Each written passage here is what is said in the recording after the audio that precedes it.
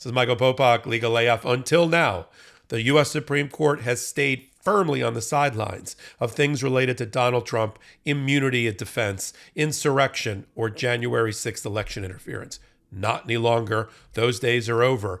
2 cases have now been brought up to the U.S. Supreme Court by a vote by the justices in their caucus that they want to hear 2 cases. They are bookends, they are companion pieces, and they are messaging to Jack Smith at the Department of Justice. And I'll try to interpret it all in this breakout Legal AF law school session I call a hot take. Here we go. Let's start from the beginning. First, and I think the order of operation is important. The U.S. Supreme Court notified Jack Smith that the special counsel, that they are willing to at least have the briefing around the issue on an expedited emergency basis, whether Donald Trump, A, has immunity to have his indictment vacated, dismissed in the District of Columbia, and the more important point, will the Supreme Court take up that issue on a direct appeal, skipping over the lower level appellate court in the District of Columbia? Because how it's supposed to go is you start with the trial level judge, you got a bad decision, you take it to the her bosses, which in this case is the District of Columbia Court of Appeals, 3-judge panel. You don't like that, then your next stop on the train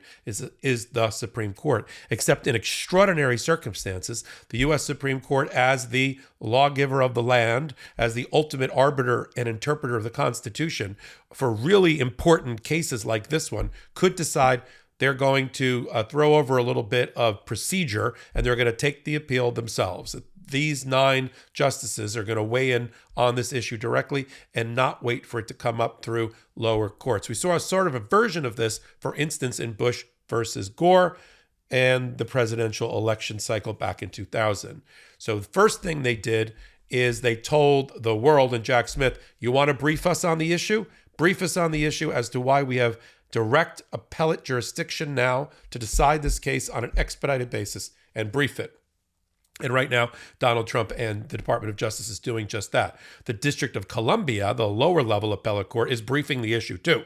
So one of 2 things are going to happen. District of Columbia either gets it because the Supreme Court says we're giving it back to our lower level appellate court to handle first. We'll see you on the next go around, but not directly now. Or the Supreme Court says, no, we're going to cut out the middleman. We're going to make the decision for ourselves right now. That's that. What's the next message that came up? Because I said there were 2. The next message that came up is that they took a case and decided that they wanted to make new law or interpret law about whether the Department of Justice has properly used the obstruction of official proceeding crime against Jan 6 defendants. And they're going to decide once and for all whether that statute that allows for obstruction of official proceeding, which was passed in 2002 by the Sarbanes-Oxley cases arising out of those line of statutes, whether that was properly applied and mapped onto the conduct of Jan 6th insurrectionists and defendants. The Department of Justice used that count and has been using that count even against Donald Trump.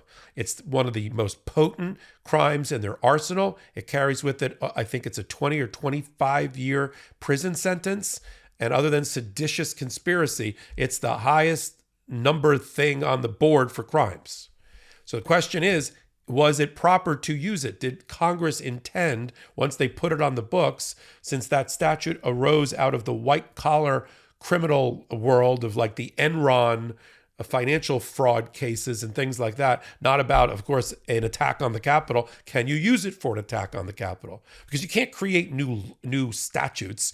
A prosecutor can't create a new crime. He has to take existing criminal statutes and map them onto the conduct. Sometimes prosecutors get attacked for being using the prosecutorial discretion to overcharge the case. When you hear the concept of overcharging a case, it means there are crimes that they could have charged, but they overcharged it, stretching the facts to fit a higher dollar value, if you will, a higher penalty value crime than it probably warranted. And that's called overcharging. And that's embedded in this discussion about whether the obstruction of an official proceeding applies to what happens on Jan 6th. It requires that somebody corruptly, and that is the word that's used that animates the statute, whether they corruptly attempted to stop, in this case, the peaceful transfer of power by the stopping the Senate's affirmation of the certificates of the electors, right? Stopping the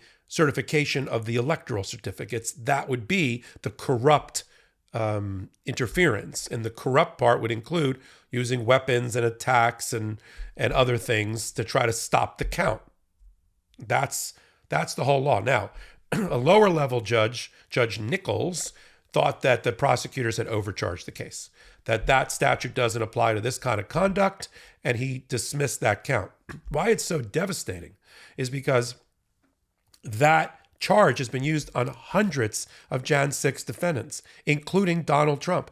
2 of his 4 indicted counts in the District of Columbia by the Special Counsel arise out of this particular obstruction of an official proceeding. If they were to go, it doesn't mean he's scot-free, because there's still 2 more counts in there related to voter suppression and fraud on the government.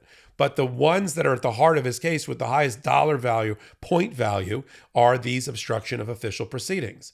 So the question is, by back-to-back deciding, because the Supreme Court doesn't do anything by accident, in telling Jack Smith on one hand, on one day, that we'll take the fast briefing and decide the issue of whether we have original direct jurisdiction over the immunity issue, whether Donald Trump is immune, he can do whatever crimes he wants while he was president, whether he was acting as president or not acting as president, or after he was president, because he can avoid indictment altogether, let alone criminal conviction.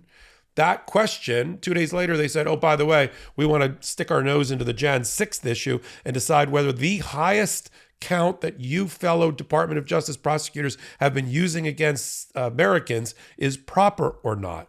And I think there's a messaging in there. I think at the end of the day, the Supreme Court has decided they needed now, at the end of 2023, to finally assert themselves, and that because of the trial schedule that's happening in Georgia and in the federal courts against Donald Trump, they better hurry up and make the decision if they wanted to impact one way or the other the pursuit of justice before the election. I still have a sinking feeling and a sneaking suspicion that even the majority on this U.S. Supreme Court believes it's important that the public learn whether Donald Trump is a convicted criminal or exonerated before the election. Now, normally, on a normal track, the Jan 6th obstruction count appeal issue just being brought up to the Supreme Court now in their meetings would really not be decided until April, May, June. If the trial of Donald Trump happens in March, that doesn't really help him. Although if he got convicted of the counts that eventually get thrown out by the Department of Justice, he'd have grounds to appeal. But if they don't speed things up, the earliest these decisions sometimes come out, unless they're leaked, like the abortion decision last year, is closer to May and June, which doesn't help Donald Trump necessarily for his March trial date that's still on the books. So you have, we'll have to see how they set the briefing for that. But they may just want to decide that the Department of Justice, strengthen their hand. The Department of Justice was right. This crime was on the books. Yes, we understand the legislative history, but just like the legislative history of a lot of crimes on the books, they can be extended into other novel situations when they arose. Sure, Congress in 2002, or no Congress, has ever envisioned a Donald Trump, but you got to take existing law and map it onto conduct. And it's not a matter of overcharging. It's a matter of using existing law properly against novel conduct. And I think that's where the U.S. Supreme Court can come out and should come out on that particular issue. At the same time, if I was a betting man and flipping a coin, I think they're going to take the direct appeal.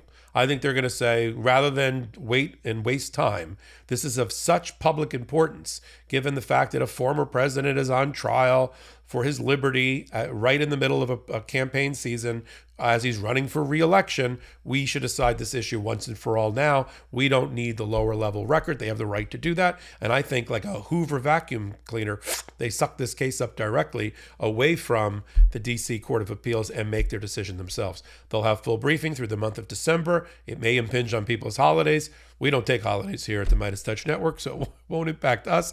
And we'll get a ruling from the U.S. Supreme Court, I think, relatively soon. Could be as early as the first week in January as to whether they're going to take the case or not for Jack Smith. And if they take the case, they're going to decide once and for all the issue, not just for Donald Trump, but 100 years from now or 50 years from now, about whether a president, while he was in office, who does the things that Donald Trump is alleged to have done to cling to power, can escape criminal liability under some sort of immunity defense or immunity analysis. I mean, we do need to know the answer to that question. I think the answer to that question, based on all the precedent of case law cited until now, is that he can't. Once he goes beyond the outer boundaries of his own office as the president and starts acting like campaigner-in-chief, clinging to power-in-chief Donald Trump, he's crossed the line into the world of criminal conduct. I think that's the right result. We'll follow it. And we'll follow this messaging because there's no way it was a random occurrence. On the same week, 2 days apart, Supreme Court says we are interested in this immunity issue, and we may take jurisdiction on it. Let's do fast briefing on it. Thank you for bringing it to our attention, Mr. Smith. And oh, by the way, Mr. Smith and the rest of the Department of Justice, we're going to finally declare, so you don't have to worry anymore, once and for all, that the obstruction of an official proceeding is a proper count related to a Jan 6th insurrectionist, including somebody named Donald Trump, who has 2 of those counts on his own personal indictment. That's the way this could shake out. The negative way to analyze it is they want to hurry up, get the immunity issue up with them, and then give Donald Trump immunity. And at the same time, they want to let a whole bunch of people out of jail because there's hundreds of people that would have their sentences and their convictions vacated as a result of throwing that off the books and declaring that, no, it doesn't matter what it says literally in the statute. That's not what it was intended for, and therefore you can't use it for the novel conduct of insurrection that happened on Jan 6th. I just don't think that's going to happen. And there's, yes, there'll be a couple of people that'll side with Donald Trump and with the insurrectionists. I can name 2 of them right now, Sam Alito and Clarence Thomas. But the rest of the group have not, as of yet, on issues related to Donald Trump and this constitutional republic and the separation of powers and the peaceful transfer of power, have not yet crossed over to the dark side. So we'll continue to follow all of that. I'll do it on hot takes like this one about every day, if not every hour, at the intersection of law, politics, and justice. I do it one place and one place only. You know it. You're here watching me. It's on the YouTube channel for MeidasTouch. Every week, twice a week, Wednesdays and Saturdays, 8 p.m., we curate a podcast we call Legal AF. It's exactly what you think. Wednesday and Saturdays, 8 p.m. Eastern Time. You can watch us live on YouTube, or you can pick it up on audio podcast platforms of your choice. So if you like what I'm doing here, thumbs up, please, and a comment. It really does help with the ratings and keeps me on the air.